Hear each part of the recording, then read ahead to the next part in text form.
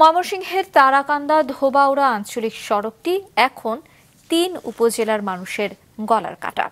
দীর্ঘদিন মেরামত না হওয়ায় ৩০ কিলোমিটারের এই সড়ক ভরে গেছে খানাখন্দে। এতে ৩০ মিনিটের পথ পাড়ি দিতে সময় লাগছে ১.৫ থেকে ২ ঘন্টা।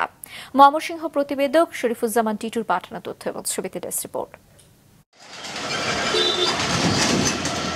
ময়মনসিংহ থেকে তারাকান্দা হয়ে সীমান্তবর্তী উপজেলা ধোবাউড়া যাওয়ার একমাত্র আঞ্চলিক সড়ক এটি।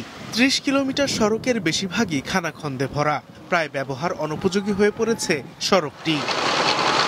৩ উপজেলার কৃষিপণ্য পরিবহনের একমাত্র পথ এটি। খানাখন্দের কারণে বেড়েছে যাতায়াত খরচ ও ভোগান্তি, জানান স্থানীয়রা।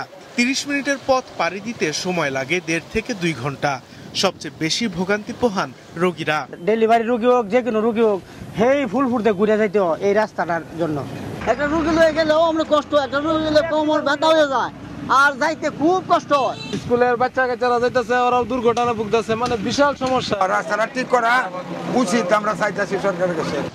সড়ক জুড়ে খানাখন্দের কারণে ধীর গতিতে চলে যানবাহন, প্রায় নিয়ন্ত্রণ হারিয়ে ঘটছে দুর্ঘটনা, নষ্ট হচ্ছে মূল্যবান যন্ত্রাংশ। রাস্তার অবস্থা খুবই খারাপ, আমরা গাড়ি নিয়ে যেতে অনেক কষ্ট হইতেছে। গাড়ি চালানি জানা, গাড়ি রিক্সের মধ্যে চালাই। ট্রাক দু একটা উল্টেই এই রাস্তা। এলজিইডির নির্বাহী প্রকৌশলী জানান, সড়কটি মেরামতের জন্য ঊর্ধ্বতন কর্তৃপক্ষকে জানানো হয়েছে। যে সমস্ত জায়গা বেশি খানাখন্দে নষ্ট আছে, জনগণের দুর্ভোগ লাঘবে আমরা সদা সচেষ্ট। সেই সমস্ত খানাখন্দগুলো আমরা দ্রুত ইমার্জেন্সি মেইনটেনেন্স অর্থাৎ দ্রুত করে দেওয়ার প্রতিক্রিয়া আছে আমাদের। আমরা অতি দ্রুতই সেগুলো বাস্তবায়ন করার চেষ্টা করব। দ্রুত সময়ের মধ্যে সড়কটি মেরামত করা হবে এমন প্রত্যাশা ধোবাউড়া, তারাকান্দা ও ফুলপুর উপজেলার বাসিন্দাদের। মাছরাঙা নিউজ ডেস্ক। নোয়াখালীতে গেল ২৪ ঘন্টায় আরও একজনের শরীরে করোনা শনাক্ত হয়েছে।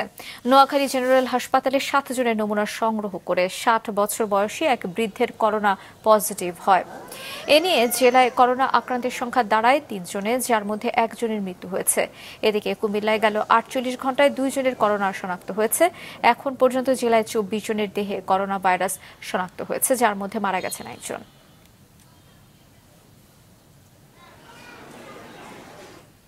৬ দফা দাবিতে কর্মসূচি পালন করছেন দেশের বিভিন্ন জেলার স্বাস্থ্যকর্মীরা।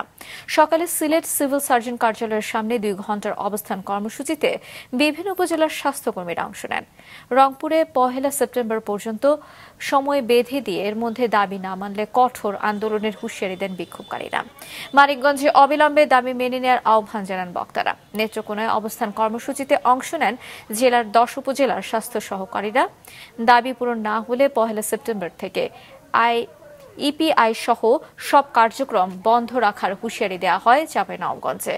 ৬ দফা দাবিতে বিক্ষোভ করেন চুয়াডাঙ্গা, যশোর, রাজবাড়ী এবং মাগুরা সহ বিভিন্ন জেলার স্বাস্থ্য সহকারীরাও।